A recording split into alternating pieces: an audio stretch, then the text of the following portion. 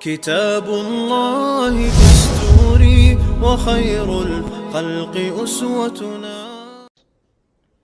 What happens to someone who really has knowledge? In this society, in Western society, the more knowledge you have, the more status you have, the more recognition you have. Even within the Muslim subculture, within the American community, if you're a sheikh or you've got a degree from somewhere, etc., you have a certain title. You have a certain honor and respect among people, right? So your level kind of rises. And even if you're somebody who doesn't know much like myself, but people think you know a lot of stuff, right? And then somebody comes and questions what you're saying, or somebody corrects you, you feel like, who's he to correct me? I'm up here, he's down there. So what does knowledge do? Necessarily, if knowledge is not attached with taqwa, knowledge becomes a means of arrogance. Knowledge becomes a means of arrogance. But knowledge attached with taqwa, you know what it does? It humbles you even more.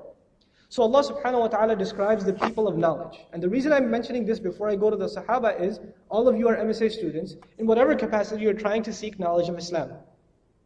And check yourself, and I'll check myself. Before we knew whatever we know now, we don't know a lot, right? But whatever little we know, before we knew that, we didn't used to argue. And once we learned a couple of things, then it became that what we know is the absolute truth, and what the others know is obviously wrong. How could they follow it? They're so utterly ridiculous for following what they're following. So what happened was, knowledge became a means of disagreement.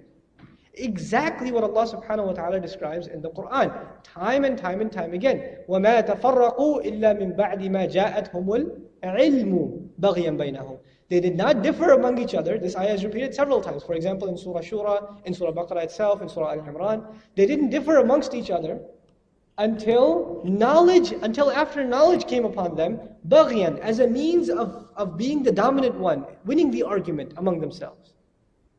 This became their state. So knowledge became a means of arrogance.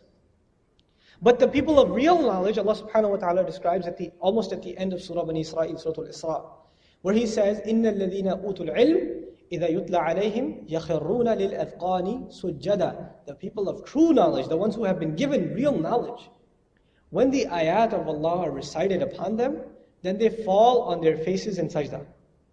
Meaning it humbles them. Their initial reaction in the next ayah describes that they're falling in sajda and they're in tears. Knowledge is not something that brings you to tear unless you're a person of true knowledge. Which means what? You have a lot of stuff in here, you memorized a lot of ayat, you know a lot of tafsir, you know a lot of sahabis' names and all that stuff, right? But your heart is full of the knowledge of the deen, which is a whole different matter. This has very little to do with knowledge as we understand it, academic stuff. This is a whole other field, it's a whole other ballgame.